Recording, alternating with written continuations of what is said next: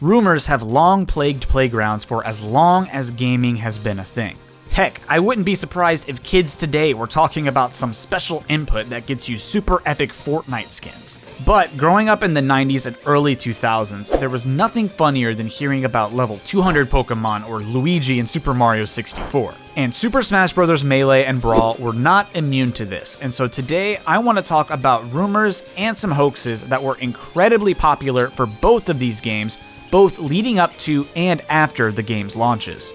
So we're gonna start off first with Melee, with a very infamous rumor that started online. Now this was actually pretty rare back in the day because the internet was still in its infancy. Most of the rumors were propagated by word of mouth back then, like your older brother's friend works with a guy whose uncle works at Nintendo. We've all heard that one. But this rumor started on a GeoCities website, which is one of the earliest web hosting services. The page claimed that it had information about a hidden character in Smash, and the title of the page was even a super secret character, no fake, which is kinda how you know it's fake. And this character was none other than Toad. The method for unlocking this super secret character is pretty convoluted, but this all-knowing GeoCities user has all of the information that we mere mortals do not. First, you need to complete Classic Mode and get to the credits. During the credits minigame, you need to shoot every single target. Every name, every logo at the end, literally every single thing.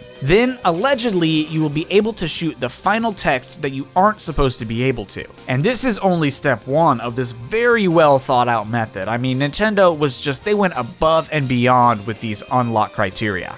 Next, you need to hop into adventure mode with any character and complete the mode without using any continues. At the end of this, a new challenger will approach, and that character is of course Toad-shaped. After beating him, you'll allegedly unlock him, but there's more to this character now that we supposedly have him. Apparently, Toad is the fastest character in the game. His unlock message even says that his awesome speed is now yours to command. Toad can apparently pull up turnips just like Peach, but can also pull mushrooms from the ground, which seems a little busted. The apparent leak also includes a few screenshots, but they must have been taken by ants because they are incredibly tiny, presumably to help cover up any flaws in the Photoshop. One shows Toad fighting Mewtwo on Flat Zone, and another shows the same two characters on Yoshi's Island. Lastly is the character select screen with a Toad icon now added, making the entire thing completely lopsided now. According to the website, Toad apparently does not have a victory video at the end of Classic Mode, doesn't exist in All-Star Mode, and isn't a part of any of Event Mode. Now, aside from there being no evidence of Toad existing in the game, logically it makes no sense for Toad to appear where he does on the character select screen because every character is grouped roughly by their series. Mario characters are all together, Zelda characters are all together. It just makes sense for them to all be near each other to sort of help the character select screen flow. But aside from this being very obviously fake, the site itself is super scuffed. Tons of misspellings and weird grammar and punctuation everywhere. The level of detail on the photoshops is also very sketchy at best. In an attempt to make the images seem more legitimate, the hoaxer took stills of Toad running during adventure mode and placed them into screenshots from actual gameplay.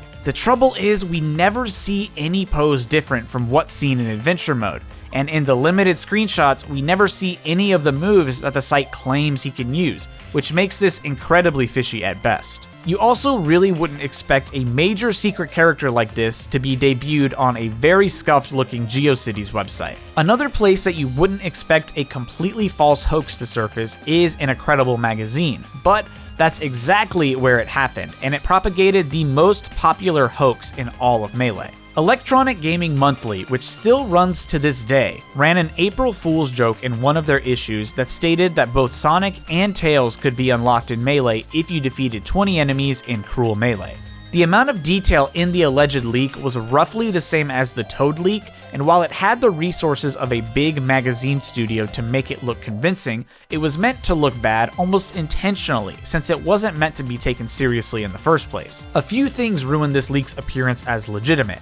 First, the message is poorly formatted using a ton of capitalization. The places that both Sonic and Tails are on the character select screen also break the character series rule, so that's another red flag. The art used for Sonic on the character select screen roster is completely reused from Sonic Adventure for the Dreamcast. Smash always uses original art for their games, and this was just copy and pasted. Electronic Gaming Monthly also regularly made April Fool's Day jokes, and always somehow included the numbers 4 and 1 as a reference to the date. And in this joke, Sonic was apparently unlocked on April 1st, 2002. But the most obvious debunk is simply that the characters don't exist and the method doesn't work. Nothing in the game's file suggests anything close to Sonic or Tails being included, and what's more, 20 enemies killed in Cruel Melee has obviously been done, and there's not been any reward afterwards. And the funniest part is that this was never actually meant to be a hoax, it was just meant to be a very obvious April Fool's prank, but unfortunately, it got picked up by the internet and it became a thing of legend. Nintendo Power, a Nintendo-focused magazine, even covered it in an article in the next issue after April, stating that the rumor itself was fake, and the official Melee website even had an excerpt about it because it had just gotten so big. Electronic Gaming Monthly officially stated in their next issue that the method was an April Fool's prank, and it even mocked those who believed it. But they did run a kind of neat contest type thing afterwards, and if you could actually send them 20 KOs in Cruel Smash on video, they would award you with Sonic Adventure 2 Battle. For both Toad and Sonic and Tails, it doesn't make sense for the game to secretly have a character hidden. When you unlock every character and you obtain every trophy, the game gives you a sort of congratulations notification saying that you've done so. But if any of these characters were real, there would still be characters and trophies to get, and thus the got all characters, got all trophies notifications would not make sense. The number of proper hoaxes that surface for Brawl is actually incredibly low, if there were any at all. Not many of them are notable enough to really be discussed. Photoshop was getting into more and more hands, and as a result, many fake roster screenshots emerged. However, these were not very good and would often simply slap pre-existing renders on the icons that didn't even match Smash's style, and they would have absurd pics. But there was one roster hoax that was pretty notable, even if it was almost immediately dismissed. An alleged video surfaced claiming that if you changed the color palette on the random button, Geno would appear, indicating that at some point Geno was planned for the game before being scrapped or hidden away. This video seems to have vanished from the internet. I couldn't really find it, but it is just possible that it's just hidden among the hundreds of other videos about Geno in both Smash 4 and Ultimate, but the screenshot still exists from the video. But of course, this just doesn't make any sense. Geno wouldn't be hidden on the random button, and even if he was planned and scrapped, there would be no reason to have him accessible at all outside of a debug mode or a cheat or something like that. And if he was a fully completed character, it would make even less sense for him to be hidden in a random way. Like, what a waste of time that would be. Imagine coding a character, putting all this time and effort, just hundreds of hours, and then it gets hidden behind a random button as a gimmick that maybe people will find. It makes no sense to me. Now, aside from that, Brawl had a good number of rumors that relied more on word of mouth or text than any image or video evidence. First was a rumor that Brawl would see a cel-shaded Link, Ridley, and Bowser Jr. all as characters, while Young Link, Ice Climbers, and Mr. Game & Watch would be cut. These details supposedly came from a radio interview in Japan that Masahiro Sakurai gave, which is pretty convenient as radio is rarely recorded, leaving no evidence of these claims. But interestingly, one thing on this list did come true, which is the dropping of Young Link and the addition of Toon Link, which is easily just a lucky guess. But more speculation did come based on Sakurai's own words. After Snake's reveal, Sakurai said that one or two more third-party characters may join the roster. Once Sonic was revealed, many debated on who the supposed third character could be. Pac-Man, Mega Man, Geno, all these sort of big names were of course mentioned, but it wouldn't be until Smash 4 that we would finally get another third party. For Brawl, we just got those two. Adding more fighters to the game after the game's release was also a discussion as far back as Brawl. Around this time, Microsoft and Sony were embracing the idea of downloadable content, and many believed Nintendo would follow suit and add more characters to Brawl.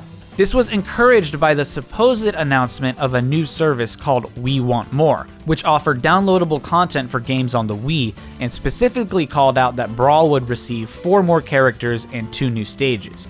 This was additionally encouraged by the discovery of multiple unused character files in Brawl's data. However, the man himself deconfirmed these rumors. Mr. Sakurai stated that DLC was impossible for Brawl and thus would never come to be, because the Wii's flash-based internal hardware was simply incapable of modifying a game's contents based on downloads. On top of this, the alleged press announcement that was passed around online was also hosted on a free hosting service just like the Toad leak from earlier, and it didn't have any kind of official Nintendo domain attached to it. It was just made to look legitimate by the faker.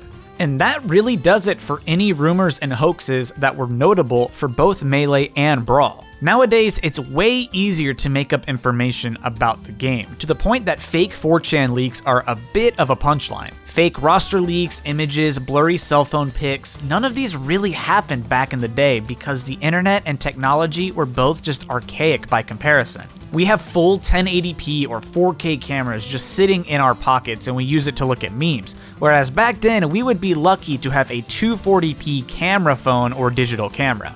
And so few people had Photoshop or any kind of editing that it didn't happen that much. So it's really interesting to look back on how the fake leaks or rumors that we're used to today still somehow existed in an era that had even less resources at its disposal. I'm still waiting on that level 200 Blastoise though.